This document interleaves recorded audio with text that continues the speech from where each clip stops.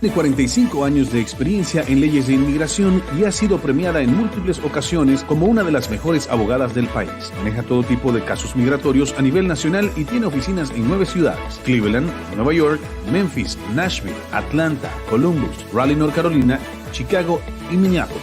No hay caso de inmigración que no podamos manejar. Es la abogada Margaret Wong, la que sí sabe de inmigración. 216-259-8897.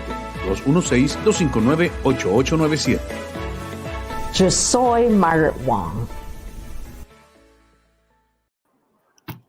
Bienvenidos a este espacio Camino del Inmigrante, como cada miércoles a las 9:30 de la mañana.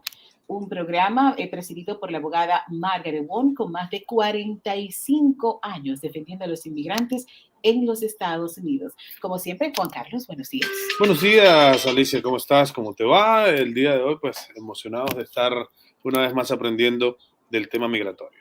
Así es. Bienvenida, abogada. ¿Cómo le va? Good morning, Miss Wong. How are you doing today? I'm very good and thank you. Bueno, abogada, inmediatamente nosotros comenzamos con una pregunta que nos han hecho mucho y se trata acerca de la visa de estudiante. Súper importante porque muchas personas entran a los Estados Unidos precisamente con visa de paseo y quieren hacer ese cambio a visa de estudiantes. ¿Cuáles son los pasos que tienen que hacer y qué usted recomienda?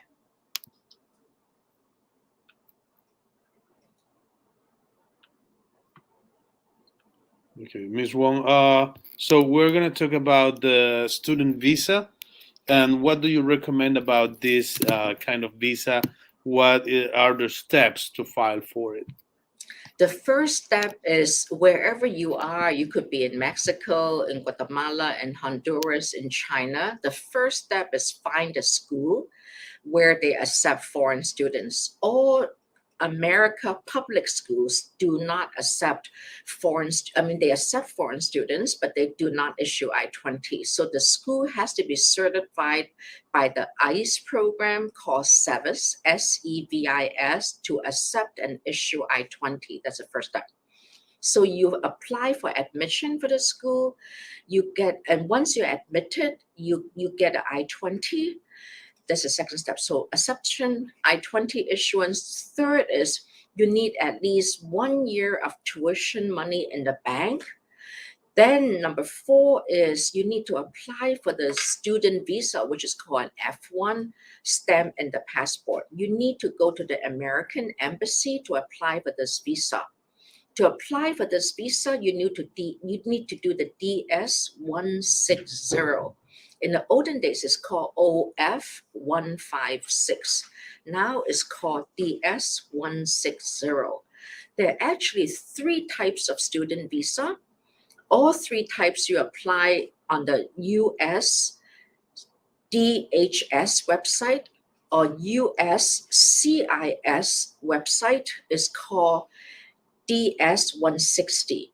The 3 types of student visas are foreign student, which is F1, M1 which is more for vocational, like technical colleges, chef schools, or nursing programs. Some nursing programs are F1, some nursing programs are M1s, or fashion. Some are M1, like how to design and stuff. But the third thing is J1. J1 is a foreign exchange program, and you need to get the DS-2019 from a program. Like there are different programs like USAID gift program, US so Ford Foundation give a J1. So even Sandusky, Marriott Hotel, they all give J1s, but those are working J1s. Those are working visas for summer kids to come for the summer. And in the olden days, a lot of Irish people come on J1. They do golf courses, they do au pairs, those are all J1. But one of the J1 is also a foreign student. So again, you can get a DS 2019 from the US Department of State. That's a J1 program. You can get an M1, that's also I-20, F1, which is also I-20. So now that you get the I-20, you fill out the DS 160, and now you apply. They'll tell you where to pay another $120, $150. Now you bring all your documents. The most important thing is 214B. That's what we call ties to home country, to show that you will go back once your program finish. If you come to America and learn English program, you need the ELS program. Then after the duration of 3 months, 6 months, or 1 year, then you go back home. That's what we call 214B. So once you get all this, you go to the American embassy. Sometimes they're very fast. It takes 5 minutes. And then they may approve or deny. Right now, student visa is a lot easier in the past 2 years, because now that Trump left, Biden is here, and American universities really wants to open up and accept foreign students to increase diversity, to increase the cultural exchange, and also for your tuition, because F1 kids pay more tuition than the in-state kids and also out-of-state kids. F1 tuition is higher sometimes than both. So this is how you do the student visa. Thank you so much, Ms. Wong. Bueno, la abogada nos dice que en relación a las visas de estudiante hay varios pasos que son muy importantes. Dentro de esos pasos, uno de ellos es conseguir el lugar donde quieres estudiar y ver cuál es el programa que quieres estudiar.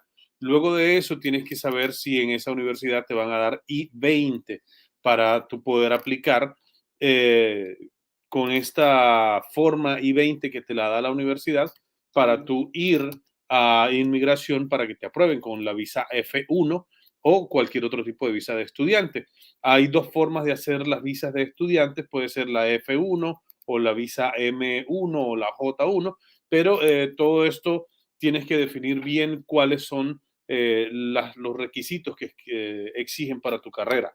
El tercer paso, ya una vez que tienes la I-20 que te la dan, tienes que tener por lo menos 1 año de inscripción, 1 año de dinero para pagar lo que es la inscripción en la universidad y las mensualidades.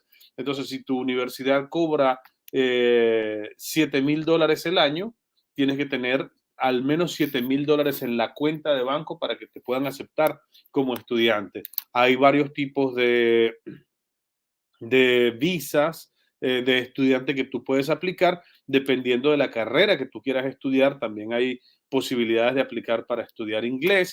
Entonces, si tú vas a hacer la aplicación para estudiar inglés, es un tipo de forma. Hay algunas que tienes que aplicar por la forma I-20 específicamente.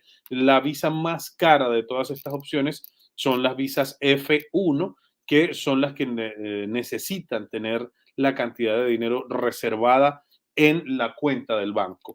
Pero cualquier otro tipo de visas, tú lo primero que debes buscar es la universidad, buscar la forma que ellos te den, todos los formularios que tú necesitas presentar a inmigración, y bueno, ya después de ahí, pasado un tiempo que tú tienes la visa de estudiante, si tú consigues un trabajo que te aprueben, que te certifiquen y que demuestren que eres una persona idónea para realizar ese trabajo, entonces ya tú puedes aplicar por una residencia, pero no directamente desde la visa de estudiante. Mira, qué interesante, Juan Carlos, qué interesante, y hay opciones para muchísimos jóvenes que vienen a los Estados Unidos, quieren continuar estudiando y ven aquí en esta Unión Americana la oportunidad de realizar sus sueños a nivel profesional. Última pregunta en este aspecto. ¿Hay un tiempo límite que la persona ya estando en los Estados Unidos tiene que tener para poder aplicar a la visa de estudiante?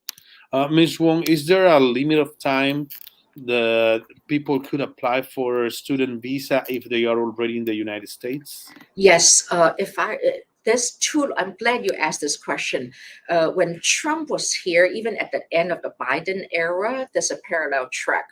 You come as a tourist visa, you could apply for the student visa about 30 days or after 90 days before the expiration of the B2, but you also have the parallel track. So it takes sometimes 9 months to a year to get the F1 approved. In the meantime, you cannot go to school and you cannot pay tuition.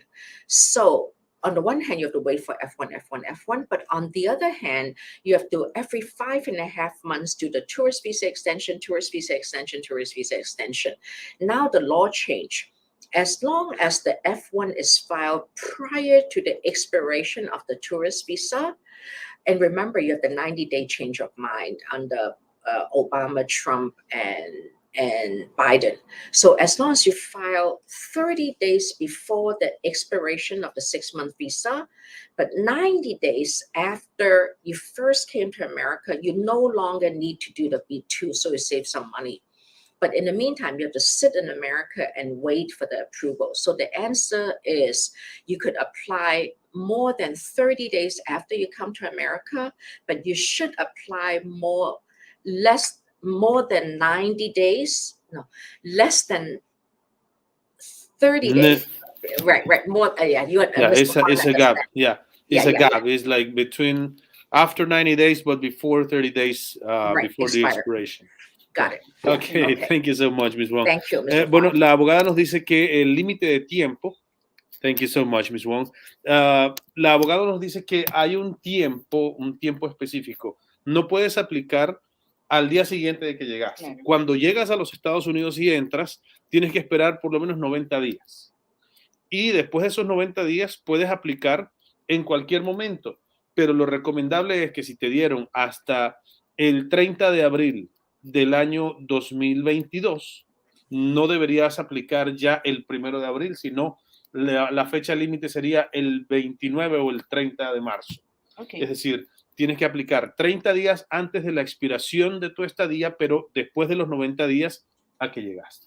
Excelente información, y si usted tiene más preguntas puede llamarnos directamente a la oficina de la abogada Margaret W, que tiene 9 sucursales en toda la Unión Americana, y usted puede marcar en este momento al 216-259-8897, repito el número 216-259-8897. Nos hacen una pregunta, nos escribe Ángela Jiménez. Hola, buenos días, feliz miércoles. Mi pregunta es, mi papá aplicó por mi hermano con la I-30, fue en el año 90. Él era menor de edad. Lo aprobaron en el 2001. Le mandaron la cita a Juárez, pero no se presentó. Hoy es, me imagino que dice mayor de edad, y mandamos otra aplicación. Ahorita nos dicen que la negaron porque él tenía una visa. ¿Qué podemos hacer? Okay, so Ms. Wong, this person says, hi, good morning, happy Wednesday.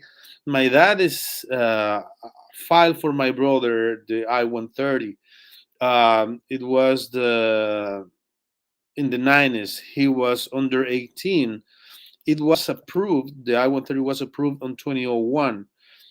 He was sent an appointment in Juarez, but he did not attend to this appointment. Today he is above 21, and we sent another application, but they say that this one was denied because he had another visa. What can we do? Weird. I wonder what kind of visa did he have, because that's the December 2000 under the Life Act. At that time, there's a V visa. So I presume he's in Juarez. He's a Mexican national. So he has 245I because his father filed for him before April of 2001 and probably before November of 97. Number one, he has 245I. Number two is, did they terminate the old visa?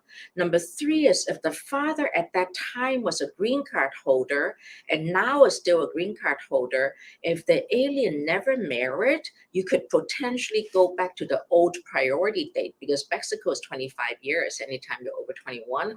Maybe ask them to call me, because these are very interesting cases, because these are old cases. Hopefully, in the meantime, either he never came to America or he came but never left.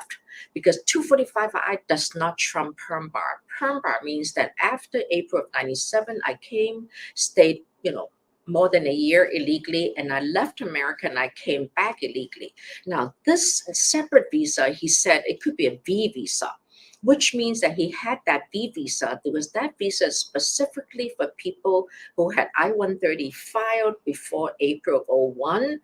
But was just waiting in status. And in those days, the people waiting in status are mostly Mexicans. And that law is really for Mexicans. That's a very good case. Don't give up. So maybe call, if you already have a lawyer, give the lawyer the first I-130 approval, the first NVC letter inviting you for the interview. It seemed like you left, but you never attend, but get us that interview notice.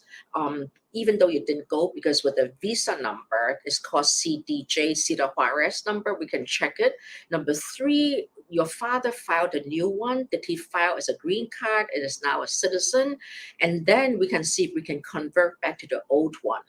Number 4, did he leave and come back, leave and come back? Did he in the meantime marry and divorce? If so, when?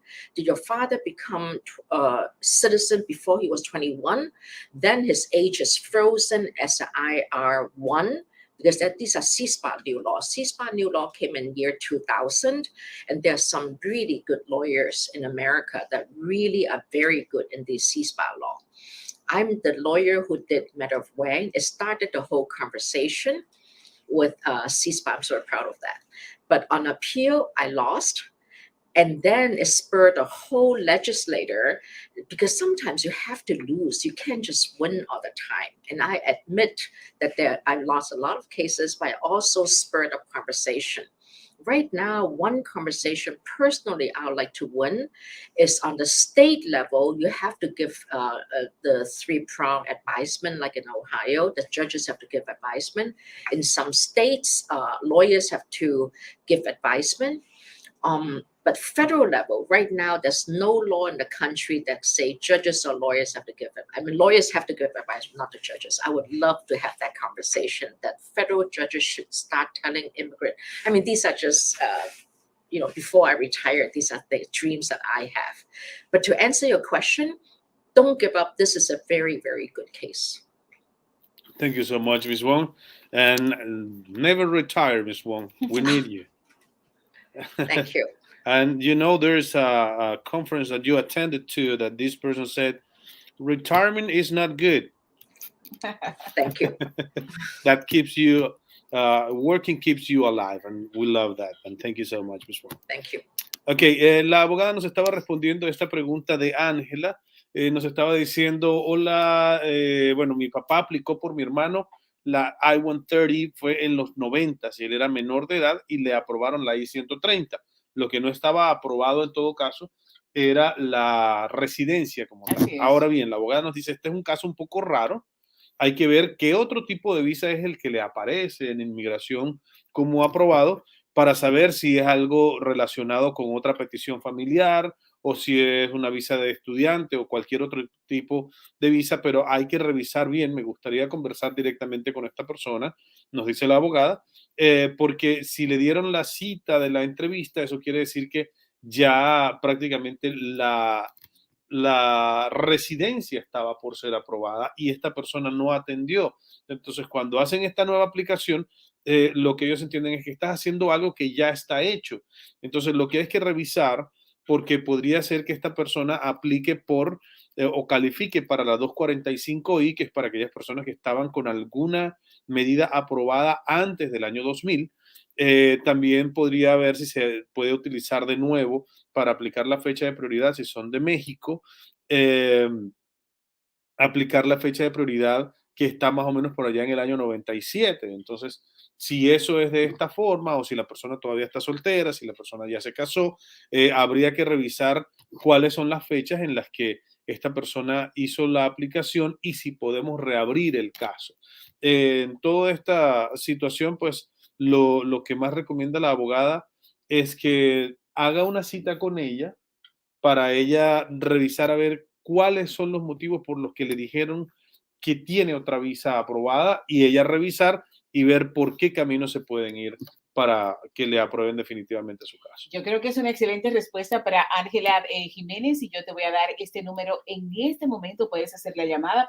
Hay un grupo de personas esperando para atenderte tanto en inglés como en español al 216-259-8897. Es el teléfono que aparece debajo aquí en nuestra pantalla o puedes mandar un mensaje de texto al 901-329-8416. Nos llega otra pregunta, abogada, en vivo a través del Facebook Live. Siga mandando preguntas y la abogada les responde gratis en este programa. Gaby Dávila Silvestre nos dice, estoy en Perú, mi hija es de nacionalidad americana y deseamos mandarla a estudiar a la universidad. Acaba de terminar el high school. Okay, Miss Wong. So this person says, I am in Peru. My daughter is American, and we want to send her to study in the university. She just finished high school. Is there going to be any issues about sending her since she was born in the United States? Absolutely no issue. So the way to do it is maybe send her to a state school, because state school, once you're a resident of that state, is a lot cheaper. A state public school is a lot cheaper. Talking about that, high school also accept foreign students, but it's private high school. There's a lot of like Boston high schools. Their tuition is like 40, 50,000. They have room and board, and these are all the prep schools. And these are kids from around the world. They came from really rich families. They came, actually in China, we have a lot of these communist leaders that send their kids to American high schools to get them into the Harvards, the Yales, MITs, Berkeley. And then after they study, they go home because the parents want them home, because a lot of these communist countries, they don't want their children to become American green card or citizen and hurt their own careers. So high schools, kindergartens also accept foreign students as long as they're certified, like American Catholic Montessori schools, American Catholic schools, they all give I-20s, and that's a cheaper version. But like in Ohio with Hathaway Brown, with Laurel, with US, these are great private schools. The tuition is in the 20s. They all accept foreign students. Thank you so much, Ms. Wong. Bueno, la abogada nos dice que absolutamente, definitivamente sí, usted puede enviar a su hija a estudiar aquí en los Estados Unidos. Tiene que verificar pues la disponibilidad de dinero que usted tenga, pero puede estudiar en una escuela estatal o en una escuela local. Si ella es nacida aquí en los Estados Unidos, no va a tener ningún tipo de limitación. Y dependiendo de la edad que tenga, y aunque es nacida aquí en Estados Unidos, si no habla inglés porque creció en Perú, entonces tendría que buscar la forma de que en la escuela aprenda a hablar inglés. Pero nos dice que cuando son estudiantes del extranjero, es decir, que no son nacidos aquí, hay algunas escuelas que no los aceptan cuando son escuelas del Estado, pero siempre hay hasta kindergartens que reciben niños que son extranjeros, incluso los que vienen con visa de turista, o los niños que han entrado de forma indocumentada aquí en los Estados Unidos. Siempre hay oportunidad de que estudien aquí en los Estados Unidos y no hay ningún tipo de inconveniente. Estamos en vivo, usted nos está viendo a través del Facebook Live de la abogada Margaret W en español, más de 45 años al servicio de los inmigrantes en los Estados Unidos. Nos dice Ángela que sí, que es una 245, que era para residencia de soltera. Es la pregunta, ella rectifica esa pregunta para que la abogada nos haga la aclaración. Y Ricardo Campos nos pregunta, doctora Wong, buenos días, ¿podría detallarme sobre la visa EB2? NW. Ms. Wong, this person says, good morning. Could you give me more details about the EB2 NIW visa? Yes, EB2 have two ways to do it. You either self-petition or you employer petition. There are two ways to do employer petition. You need the PERM, the I-140, and the green card. Or you also have national interest waiver, which is also two ways. You self-petition national interest waiver, and I'm glad you asked this question. What do you waive? You're not waiving the J1 2-year foreign residency. You're waiving the need for a job offer. So you can do a self-petition I-140 as long as you have advanced degrees, or as long as you are stamped. It just came out, so I'm really glad you asked this question. President Biden, about 3 weeks ago or 2 weeks ago, came out with O visa and NIW, adding two issues on O visa and NIW, which is EB2, on entrepreneurs and STEM, which means that if you have a master's, bachelor's, but for NIW, you need a master's. I mean, or unless you're a scientist, you're really famous and stuff like that, or not even that famous. Really famous is EB1. So NIW is a situation where if you're an entrepreneur and you get angel funding, or you have a board of directors and stuff like that, then you can do O1 which is a very excellent level of non-immigrant visa. So instead of coming to America on a student visa, you can also come to America on an O1. You can also come to America on a green card, because anytime you have EB1, EB2, EB3, EB4, those are more employed. Actually, not EB4, because that's a one court case. So EB means employment base, all right? And never let these languages threaten us, because as foreign people like you and I, we always get worried, oh, what is this NIW? It's really national interest waiver. The three elements: the important national value, the intrinsic value of what's your contribution to America, nationally or internationally. It could be on economics, could be on science, could be on entrepreneurship, finance. And the second issue is, why don't you need a job offer? What's so special about you that you don't need to do a perm? So these are things that we need to explain. That's a national interest waiver. So I'm glad you asked that question. Thank you so much, Ms. Wong. Bueno, la abogada nos dice que está muy contenta de que hayan hecho esta pregunta, porque es algo de lo que estamos viviendo ahora mismo y es muy importante. Hay dos formas de hacer este tipo de casos. En la EB2, el caso de la EB2, puedes hacerlo como self-petition, es decir, pedirte tú mismo porque eres una persona súper talentosa o con mucha capacidad, o la otra, que un empleador te pida. En este caso, pues el empleador tiene que hacer todo lo que es el PERM o la certificación laboral, hacer la I-140, que es la petición que se hace ya una vez aprobado por el Departamento del Trabajo, y ya con todos estos formularios presentados, entonces ya se aprueba lo que sería tu visa EB2.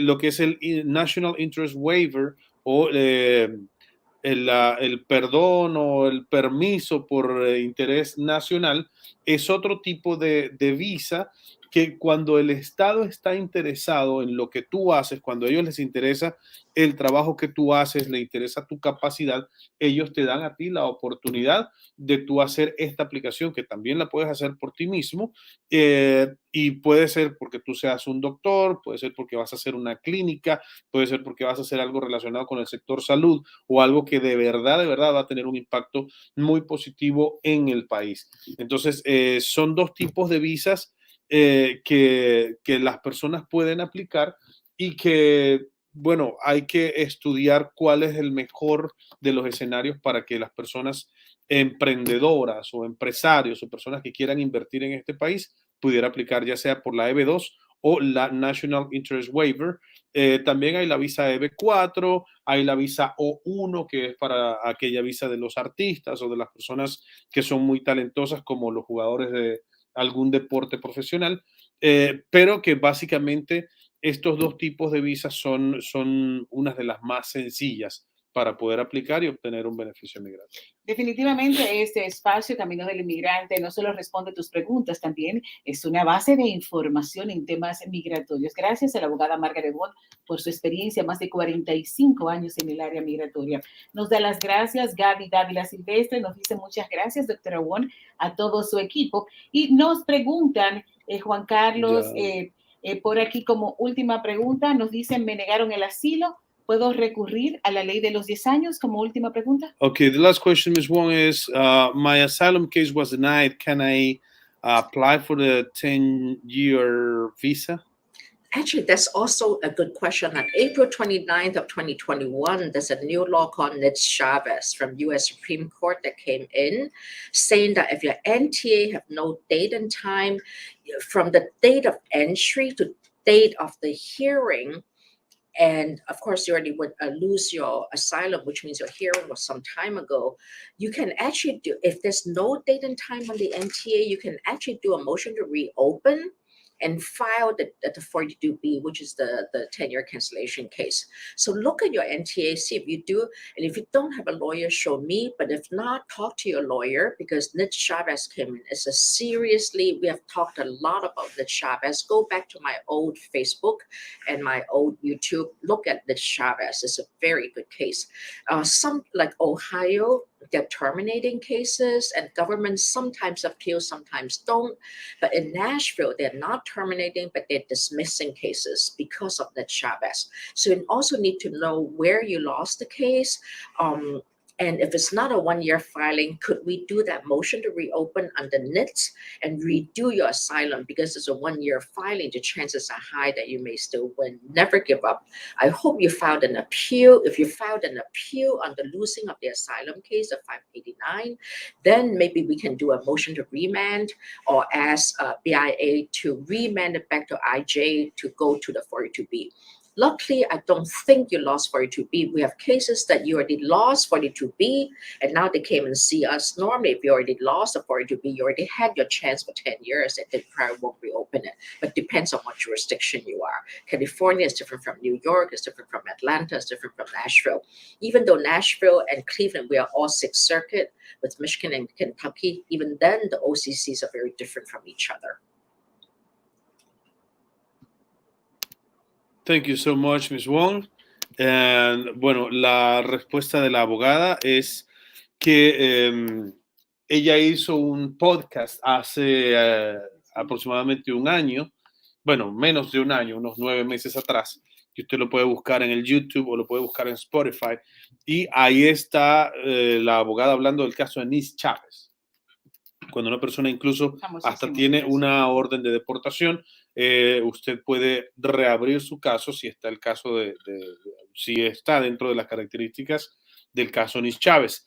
Ahora bien, si usted perdió su caso de asilo y usted tiene más de 10 años viviendo en los Estados Unidos, si usted tiene familiares que realmente vayan a sufrir extremadamente si son enviados con usted a su país, o si usted tiene que irse a su país y que sus familiares por alguna enfermedad o por alguna condición médica tengan que quedarse aquí dentro de los Estados Unidos, entonces eso sería uno de los motivos por los cuales se puede aplicar por la 42B.